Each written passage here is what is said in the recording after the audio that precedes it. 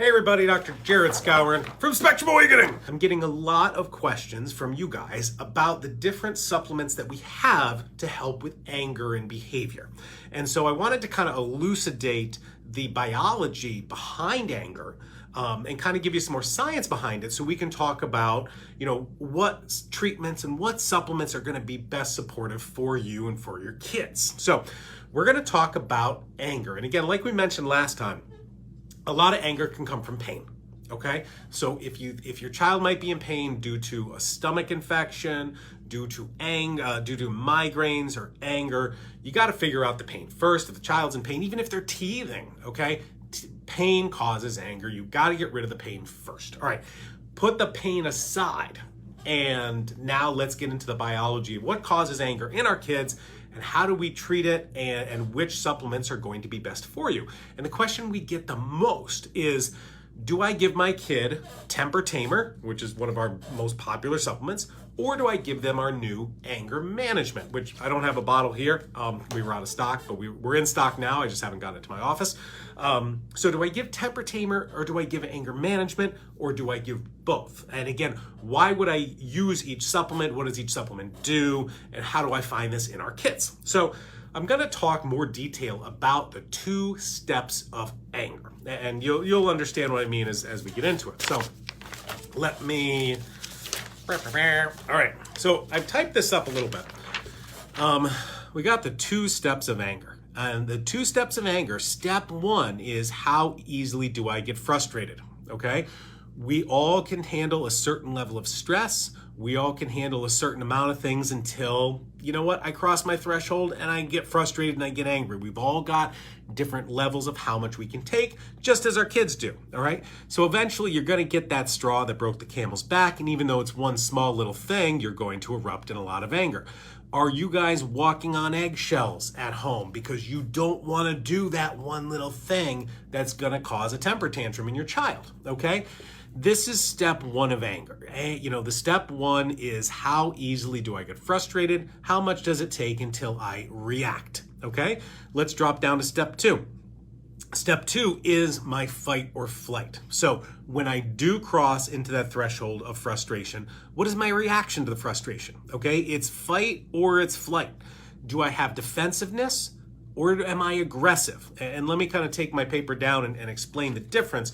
When we see kids get angry, or we see anybody get angry, they often show some level of aggression. And that aggression can be one of 2 different things. A, it can be a response of go away, you're angering me, you're making me upset, I want to be alone in my space. Okay, that's a very defensive reaction. And yeah, you might see a child lash out, you might see a child hit, you might see a child bite, but once they're in their own space and alone, they're okay.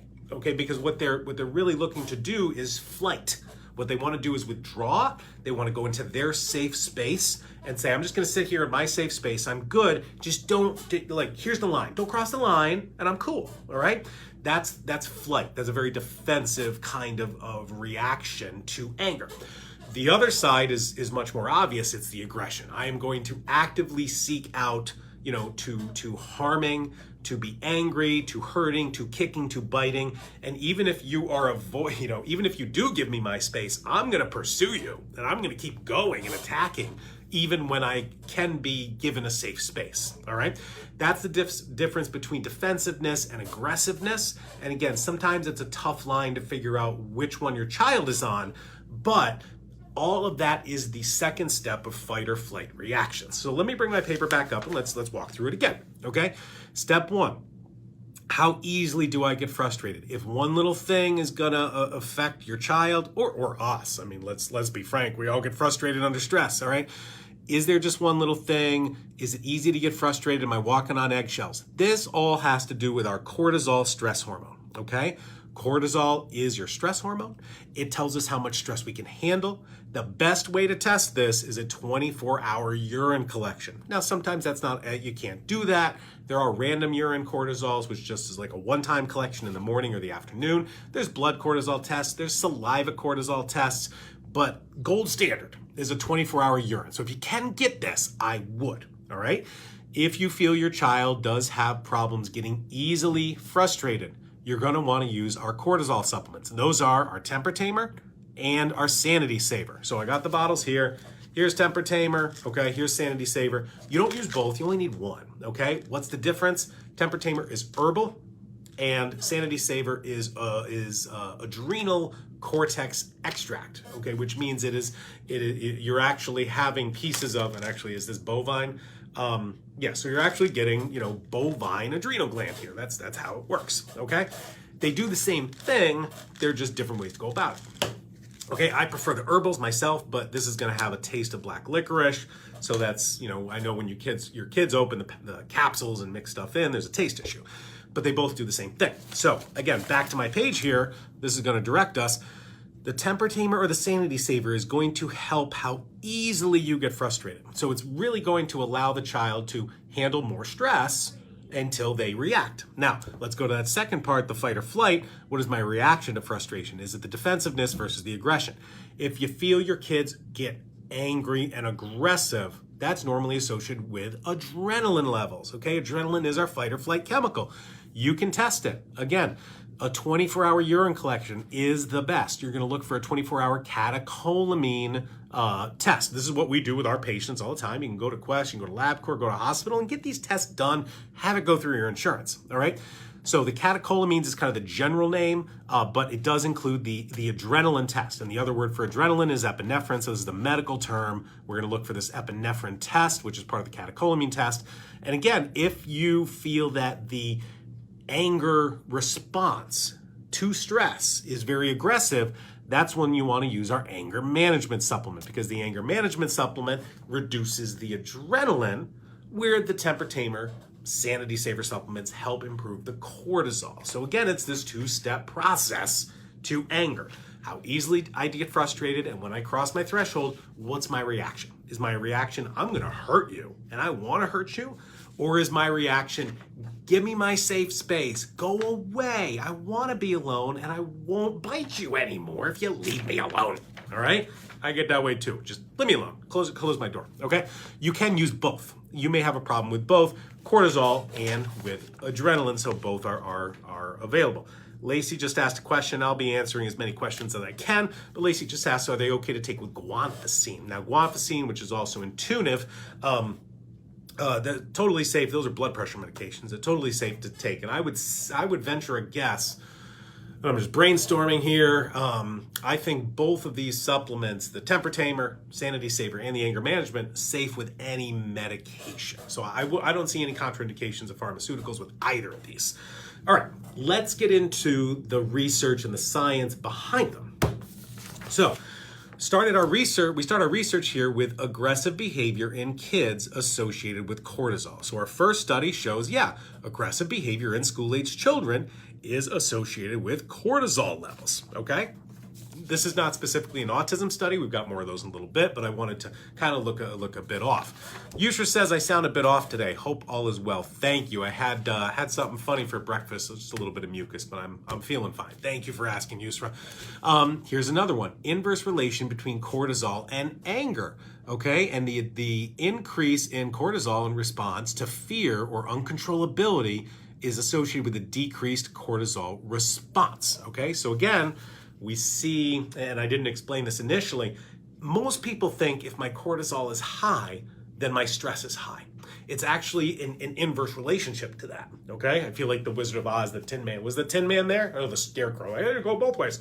The lower your cortisol, the easier you are to get frustrated. Okay, think of cortisol as like endurance, an emotional endurance. The more cortisol I have, the more stress I can take. The lower my cortisol gets, I've got this quick trigger and quick fuse, like a dynamite fuse. All right, here's another one. Afternoon cortisol provides a link between anger and aggression.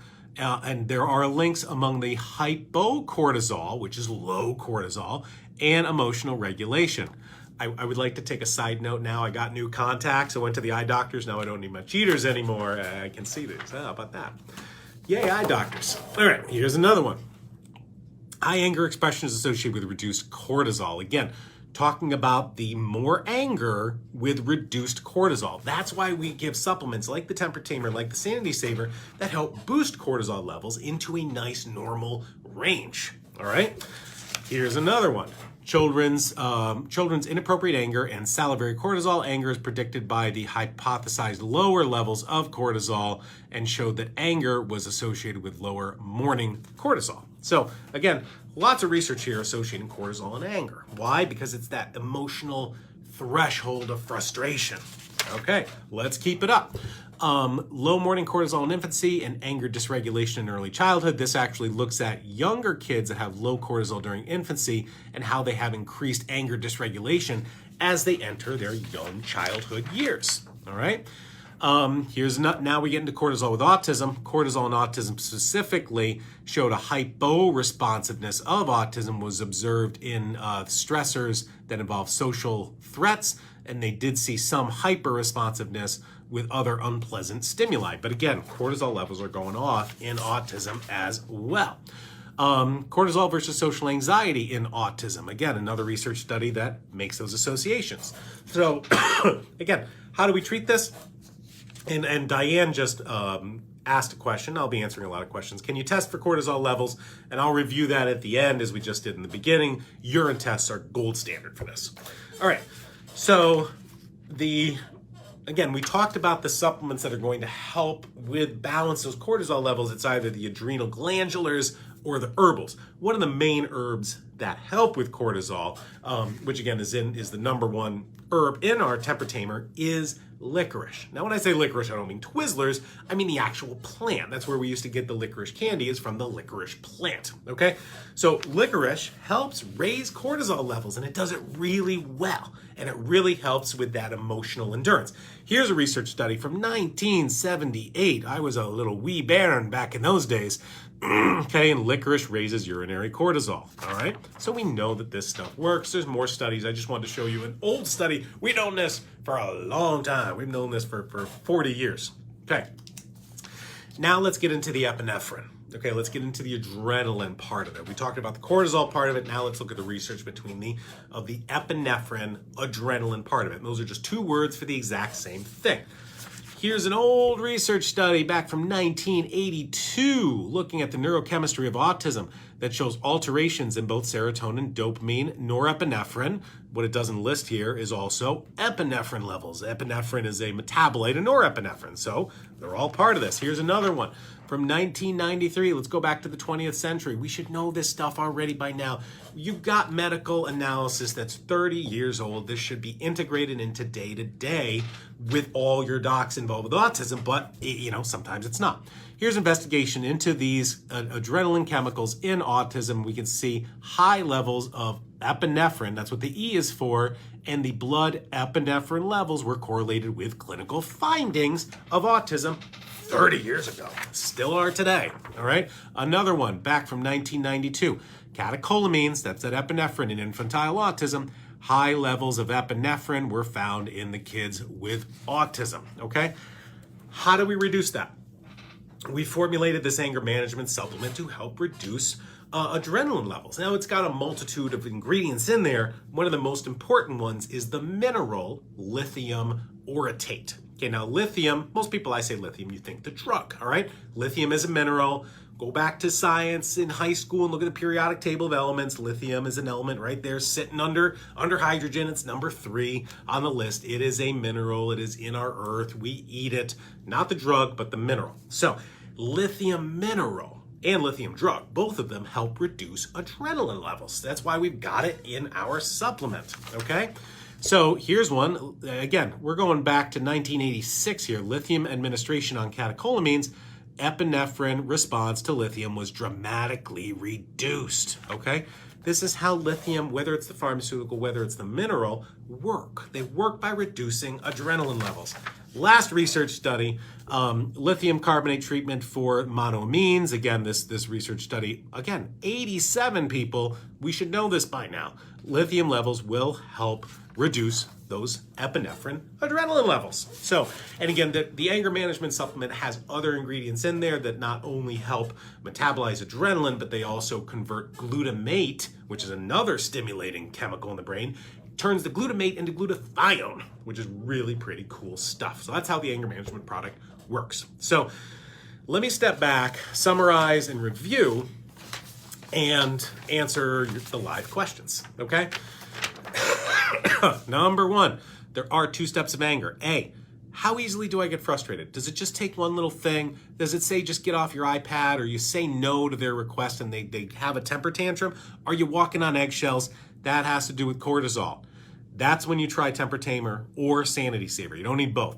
If you want to test it, you're going to test a 24-hour urine collection of cortisol. You can do this through Quest, LabCorp, a hospital. You can get it through me if you're my patient. You can get it through your own doctor. All right. If you feel the reaction tends to be, fight or flight, you'll want that anger management supplement. It's the reaction when I do get a temper tantrum. If you want to test it, you can test a 24-hour urine catecholamine test, and that includes the epinephrine / the adrenaline. Or you can just try the supplements. Try the supplements, see if they work, all right? This is why we've got a 30-day return policy. I want you guys to try stuff, because if you try stuff, you'll know if it works. And if it doesn't work, we got a 30-day return policy. You send it back, you get a refund so you can try something else.